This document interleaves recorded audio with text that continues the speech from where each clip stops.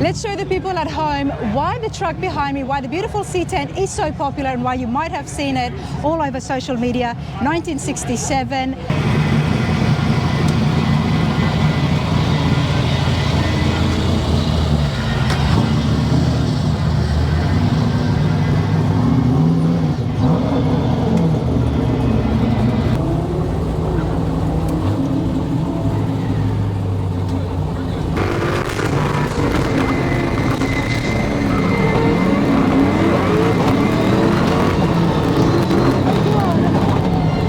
Just before I go on my ride along, Carl is out there and he's doing some test runs. Now, Zach, tell us, what is Carl really looking out for and what is he doing out there before my ride along with him? Right now, we did a lot of changes to the truck since the last time Kyle's driven it. So right now, he's getting a feel for the truck, the different weight. We moved weight from the front to the rear, which offsets your brake balance. He's out there working with the bias on the pedals right now, so we can actually control how much front brake pressure or rear brake pressure he's feeling. We also got a new tilt and clutch in there we're running right now, which is a different size than what it was previously. So that affects everything from how he lets out the clutch, starts off the line, your RPM, and how quick it's going to RPM. So really just kind of giving it a shakedown before we go out there and put people in it. Wow, I love that. And anything that happens, you're able to obviously change it here on the spot. Right. Part of what we're doing right now is a shakedown with the truck, kind of getting some time in on it. Again, getting Kyle used to it, getting him a feel for what it's like on the track. The truck's right now really set up for like an actual road course, which is a lot more big sweeping open turns. This is more like an autocross course where all your corners are really tight. Yep. So where they're really tight right now, we got some steer limiters in there, and we just realized, hey, we're probably gonna have to pop those steer limiters out because there's a couple cones he took off on the outside and he just can't get that turn. Okay. Again, it's set up for a road course. You've got the best person behind the wheel today, don't you? Oh, absolutely. There's no question. I mean, you can't get any better. He's been a wheelman virtually his whole life. 8th-time Baja champion Carl Tucker is right there and he's doing all the testing, and I'm looking forward to my ride along. It's going to be fun. Awesome. All right, everybody, I'm ready and I look like a puffed up blowfish, but I'm excited, so it doesn't matter. Am I supposed to put this down? You'll be all right. All right.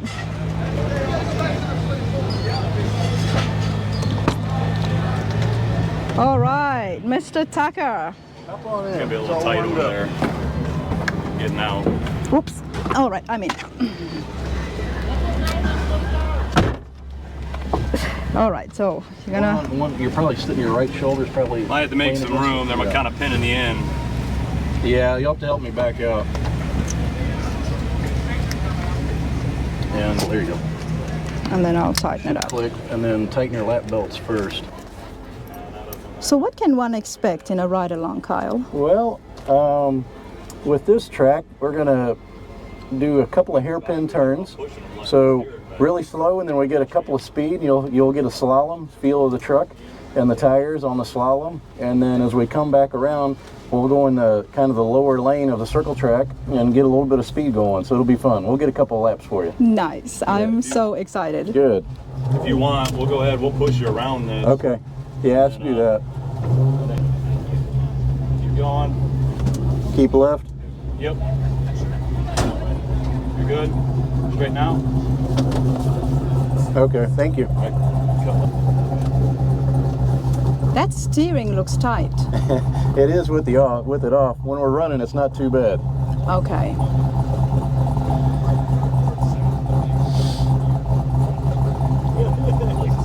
And I heard 800 horsepower. It is. It's a beast. It's full-on race when we're in here.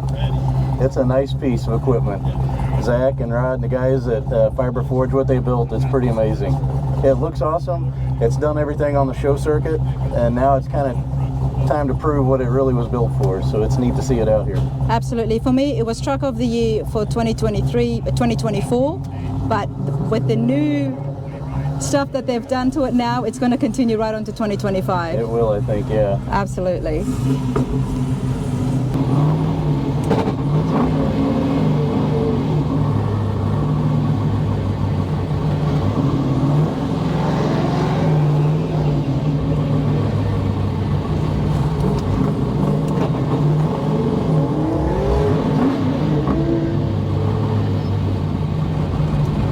All right, you ready to rock? I'm ready.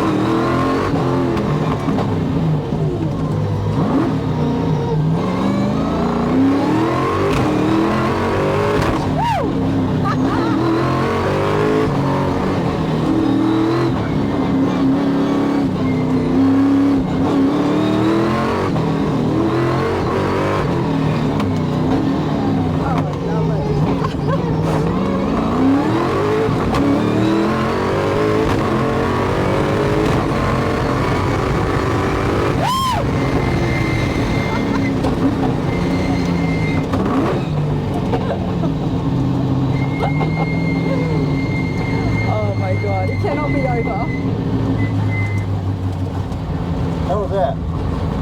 Too short. We'll do it again. We'll do it again. Yeah, temperature-wise, everything's been good. Solid. Oh, I love it. Too short. We're going again.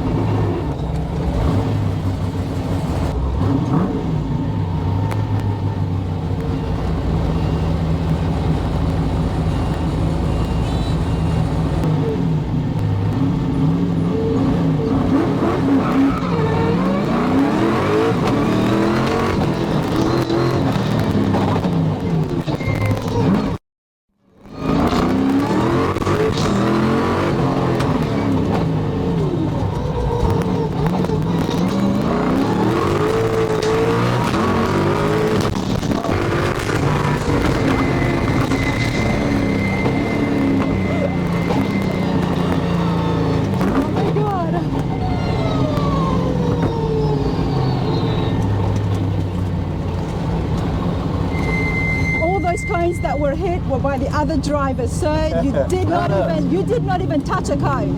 What can I say? Oh my god. You know, I could do that all entire day and I still will never say that's enough. That was brilliant. You liking it? Oh my god, I love this so much. You know what? I might have to go for a ride. All right, everybody. The fans are on. It has to cool the engine. We just went on our ride along and I absolutely loved it. It was a lot of fun. You know, we need to find out more from this. I remember seeing this in Detroit for the first time. It looked nothing like this. It stuck with me. I love the whole carbon fiber theme that's happening. More than that, the whole look of this was just absolutely brilliant. And now we're gonna get the facts right. I'm here with Zach. How's it going, man? Very good. How about you? I'm good, and you know, I am so excited because this was the talk of town for the entire year. And now I feel like it's gotten a makeover and it's gonna continue on. Right. 2025, and it's still gonna be the talk of town. Right. It's like our whole goal last year was to get the truck out, kind of get the accolades for the engineering, the build itself, the engineering level that we did everything from how we modified the original truck. We did everything in CAD first, and then went to the full construction. And then this year is all about the performance side. So now we got the truck out after showing it. We've kind of got it. It's in its new clothing, its new attire, we say. We're going to go look in detail because, I mean, I called it a makeover because that's all I could see. But the entire drivetrain performance side has been upgraded. Well, yeah, to a certain point. Like we've upgraded some of the suspension, went and done a lot more tuning, and now it's basically set up for a race schedule instead of a so-called show schedule. Let's show the people at home why the truck behind me, why the beautiful C10 is so popular, and why you might have seen it all over social media. 1967. Let's go right to the beginning and let's talk about the build, Zach. Okay, so initially when Rod and I kind of got together, we had decided that we were going to build a C10. Originally, it was not going to be obviously this level, but like most projects, they keep increasing, they keep progressing.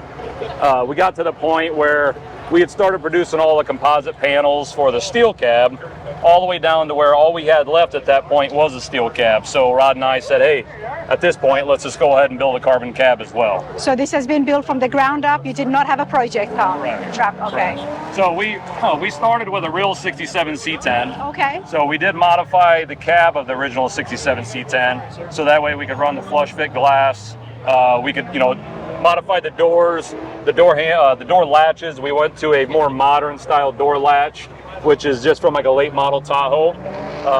So we did all that work, and then from there, everything that you see internally inside the cab was digitally created. So from the dash, the transmission tunnel, the console, the cage, and everything has a little bit of changes to it. So just like our dash, for example, the dash was moved out 11 degrees to design it more ergonomically for Kyle, so he could see the dash better, have a better seating position in the truck, so that way he didn't feel like he was actually sitting in a truck, but yet a race car. Wow, so this was built for Kyle, or was it just built for him to race? It was built, it was not built for him, he was built as our driver. Okay. So it actually was built for Rod Parsons. Rod is the owner, and he's actually part owner in Fibre Forge with me as well. Before we talk more about the truck, tell us a little bit more about Zrod and Fibre Forge, because what I do know is a brand new facility has been opened up, where the two shops have been combined. Correct. What happens at each shop? So there's two halves to the shop. One is Zrods, which is our hot rod shop. That's kind of where we do all the fabrication part, paint, body, your assembly, your driveline mechanics. Fibre Forge is our engineering facility, so that's where we do all the engineering, the scan work, the CAD data. We have all our own in-house CNC machines, 5-axis CNC routers, big industrial 3D printers. So besides this truck, that's what we offer the industry. So we offer the industry a service as Fibre Forge to produce parts, whether that's in composite, being carbon fiberglass, or doing custom machining and billet. And then my hot rod shop, obviously, is from there, it gets passed off the projects to do the mechanical and the build side of it. So where is your background? Is it more with hot rods and building? My background's more with hot rods, and I kind of got my start in drag racing. Okay. So when I was 21, 22 years old, I worked with a couple of different, a main race team for about 10, 11 years, and traveled the country doing drag racing, which was A-Fuel Nitro and Top Fuel. It's finally coming together. Yep. The truck behind you, as we're finding out more about yourself, Zach, it's coming together about this look. It's a killer look, very pro touring, but at the same time, you can put it on the drag strip. Right, yeah, it was like last year when we built it, the thing was to get out and show everybody, we didn't build just a race truck, you know, Yep. we built a truck. And the difference is, you know, everything functioned like a truck. You know, we have the full bed, we didn't keep the bed floor out. It's got inner bed sides. You know, we had inner fenders, a full hood. We still wanted it to be a truck and not be a stripped down race car. And then once we got through that side, then we've turned now to putting more race skins on it because they're a little bit more expendable now. Now, everybody keep in mind that that's not wrap, that's real carbon fiber. The entire truck, if I'm not mistaken, Correct. is carbon fiber. Zach, tell us about more. Every body panel on the truck was reconstructed in carbon. That's from front bumper to rear bumper, bed, cab. There's not a sheet metal panel on the whole truck. The only steel of the truck is the actual driveline, chassis, suspension. And how much does it weigh? Right now, with what we're racing now, with full tank of fuel, we just added about 160 pounds of ballast weight to it. We're pushing about just under 3,400 with a driver. And originally, what do the C10s weigh? I should know this, but I don't. These push, like this truck originally was over 4,000 pounds, but that's 4,000 pounds as a non-race truck. So that means don't have the safety features, it doesn't have the cage, it doesn't have 20-pound fire bottles on it, etc. That adds a lot of weight that makes these heavy. So the body was where we were more forgiving, shaving off almost 800 pounds off of the body. Because you still have got the road cage, as we can see. Hey, we're at a racetrack. Right. We can see the road cage. Now, we're going to get back into the middle. Let's come out here to the front. Any modification? I mean, I'm loving the chin spoiler, of course. Yes. What you've done here just completes the look. Yeah, everything that's here is actually not what would have been seen on the truck during the so-called show season. Okay. So this stuff here is, like I said, more of a throwaway. That's why you see everything that's Zeused on now, where the previous did not have Zeus fasteners and Zeus tabs, but we do all that for quick service and removing of the panels. Now, I have to ask you, Zach. Yes. Let's come over here. Yep. I'm trying to find the best spot that's not too noisy. Why did we move to have it be a little bit more disposable at the front? Please enlighten us. For just like this reason here, we've already lost part of a canard. Yep. We've ground this canard down to about nothing. But when this was a show truck, when I remember seeing it, Right. when I remember seeing it, what happened? I know Carl is in the back there. Right. He so originally in one of our test sessions, and so we built this to road race more than autocross. Okay. So we were testing at a course in South Carolina, CMT, and we had a brake issue we didn't know about, and on I think it was the last turn 7, Kyle actually lost brakes, and so when that happened, him being the wheelman he is, luckily he's able to steer it between two pylons and guardrail. And she went off the track a little over 100 miles an hour. Wow. So when that happened, we lost a lot of what we call the nice front end, and that was right in the middle of the show season.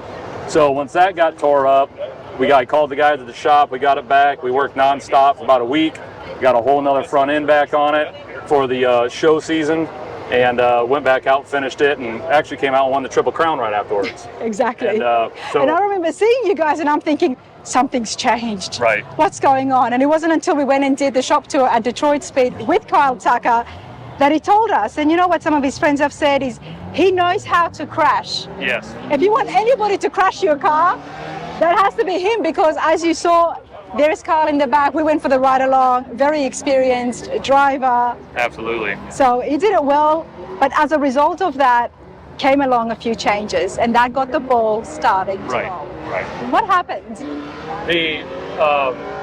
For which part, I guess? Well, when the changes started happening, after the crash, you made a few changes, but then it just kept changing. The truck kept changing. Yeah, basically after the crash, the main thing was is to figure out, break down what happened with the brakes. Yeah. So once we kind of got that sorted out, got the brakes situated, taken care of, we really put the show front end back on just the way it was, just to get out and finish the show season, knowing that we weren't really going to come out and race till this year. So once we got those parts off, then we went to like what we said, which is all skins. And skins, they're a single layer of carbon now, meaning, you know, we have our fender, but our fender didn't have a full inner anymore. Our hood skin, which is leaning up against the trailer there, is now a lift-off hood skin that's really light compared to the 25-pound hood that was on there. Now we're under 10 pounds. We're like an 8-pound hood that's on there. I've seen those type of hoods on the NASCARs, if I'm not mistaken. Right. I think in Daytona, some of the cars that they made, the racing cars, the hoods were similar like that. Right. Yep. And a lot of it has to do with serviceability, plus knowing that, hey, no matter what, when you hit a track, if it's autocross or road race, I mean, we're pushing the limits and boundaries of everything we can do.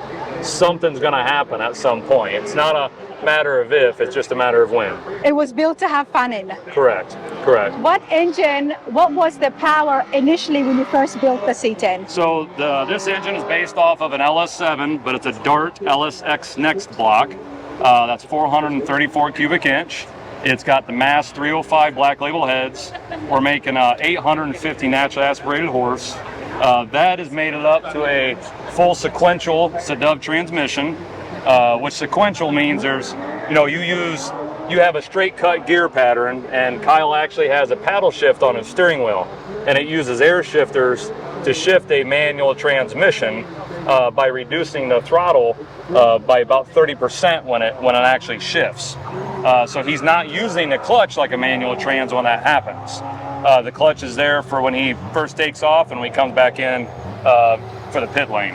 And has that got to do with the paddle shifting? No, these are actually just where we hide the coil packs to the engine. Okay. To kind of get them up and out of the way, because this is what they call a solid lifter engine. It's not a hydraulic lifter, so we have to run the valves in this. So I got the coil packs out of the way so I can run them more easily. Let me come around here because it's very different to what I've seen, and I love everything you're telling me, Zach. Yeah, all the show covers that we had, they're all removed right now, just to get it back to what it was a race and also car. to cool down after all the ride-alongs that's been happening. Correct. We've done a little 30 runs today. 30 runs today, Right. Still looking beautiful. Everyone's been enjoying it. And I think I can tell the difference because Carl was trying to tell me it was very loud in there every time he was paddle shifting. Right. It's a big difference. Oh yeah. Yeah, and it's something different for even him. Like he said, it's he's used to a manual trans in his cars. Now he is putting one of these in a car he's building in for himself currently. But it is a different type of deal when you're upshifting and downshifting with that transmission. Yep. It is a learning curve itself to be able to drive it. I like it. All right, let's continue along here now. Did you guys build the interiors and everything inside as well? Because it's all carbon, isn't it? I mean, there's not much upholstery in here. Nope. Just the carpet on the floor and on the seats, which we work with a more local shop to us by Chicago, Riggs Brothers. So they did all the stitch work and everything for us. But otherwise, yes, everything else just carbon on the inside. The door panels, all that stuff from the show side, we changed a lot internally. So we got rid of more what was called a plush interior, and now it's stripped down to the race side. This is brilliant stuff. It's been so well accepted and embraced across the entire industry, with the people who are just building those custom cars and the people obviously who's out here on the autocross. They love it. Yeah, it's been probably the funnest thing and most overwhelming thing for me in the past year was I've worked with and done a lot of work for a lot of the guys in the industry, who I call peers and then also mentors. But to get and receive the accolades from my mentors and peers is what was overwhelming, and it was awesome. Last year we were given the Ring Brothers Award, and out of probably all the awards I got last year, the reason why that one was the most special to me is because those guys know what we went through to build what we built, and for them to come hand that to me meant everything. So after that I was good with whatever happened. I'm not a builder, Zach, but when I first saw it, I think I was almost angry at the fact that it didn't make the grade 8. Right. That was a little rough. I was angry, and I said there is something wrong here. Right. And what was wrong is they didn't give it a paint score because they said it wasn't painted, even though that it is a clear coat on top of the carbon.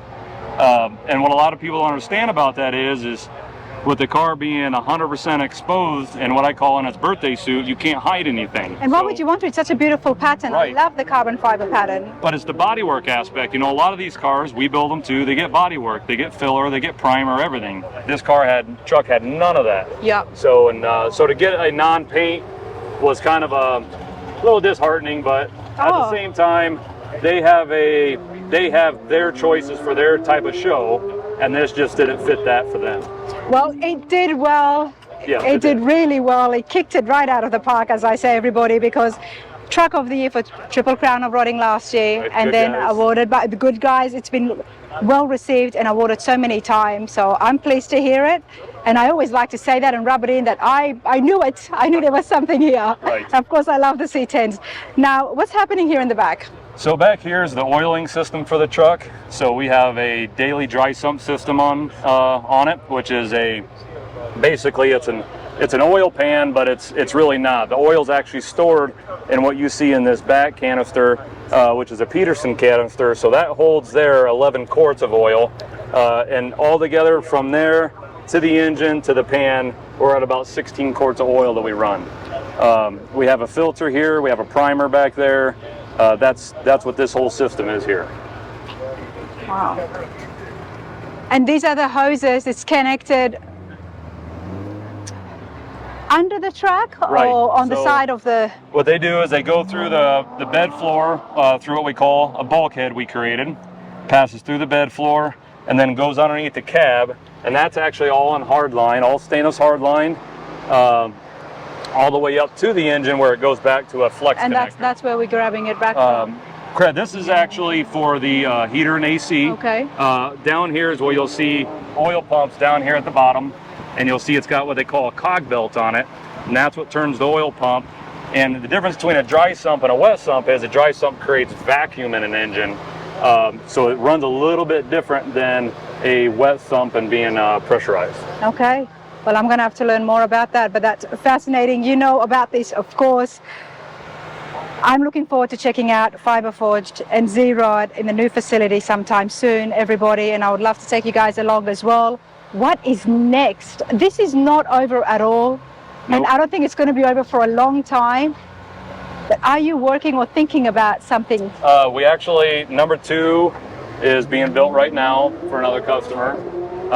And then we move on to where I got to build 2 all carbon fiber 69 Camaros, 2 monocoque Camaros. So can we talk about that? Is that with Big O? Yes, that is with Will. We can talk about it now. Yes. Okay, in the shop tour, for those of you who have been following the channel, Big O Garage, we spoke with Will, and there was something in the background, but at that time things were not finalized. Right. We've kind of been like, releasing it a little bit that this is what we're going to do for the customer, and the customer wants 2 built, 1 for him and 1 for his wife, and then obviously after that we'll have the molds to be able to offer those bodies as well.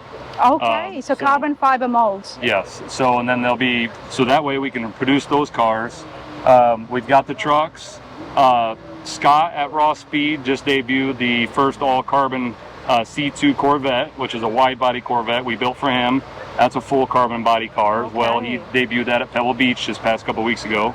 But with those, the Camaro bodies, are you going to be selling them? Yes. So people at home would be able to get those? Correct. They'll be packaged with a custom roadster shop chassis that they're working specifically with us to design for that car. So all those cars and all the trucks are offered on what they call their fast track chassis. I had no idea.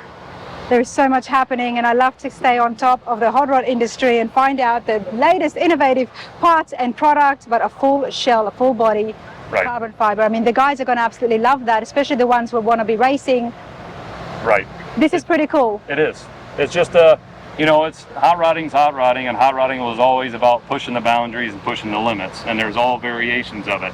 And you know, we're just moved more towards the modern side. You know, I have 20 guys in the shop, and our average shop age is 27 years old. Nice. And all these guys, these young guys, they're awesome. They're great engineers. They're great in doing CAD. It's just a different type of hot rodding. We're creating stuff from scratch in CAD work that never existed before. Yeah. And bringing it to life for customers and other builders. Love it. Absolutely love it. Zach, you're awesome. Killer truck. I'll never get over that. And we'll catch you at the shop next time. Appreciate it.